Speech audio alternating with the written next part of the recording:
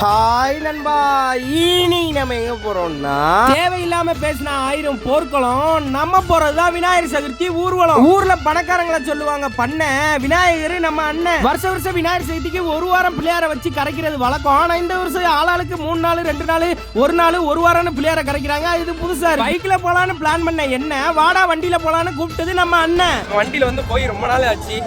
First time போற ரொம்ப நாள் கழிச்சு வண்டியில போற எல்லா வண்டியும் கதற விட்டு வரோம். நாங்க தான் வண்டியில வந்தது ஒரு வகையில நல்லதுதான். விநாயகரை கரைக்க போகும்போது பேப்பாக்குள்ள போவாங்க. வண்டி எது ஃபர்ஸ்ட் போகுதுன்றதா மேட்ரே. சரியான பிரேக்கிங். இதுக்கு தாங்க பைக்ல வர்றதுக்கே பயமா இருக்கும். ஏன்னா இது ஒரு என்ஜாய்மெண்ட்ன்றதை காட்டியும், ஆனா இப்படி வண்டி கவர்றதுலாம் அது வந்து ரொம்பவே கஷ்டமான இது.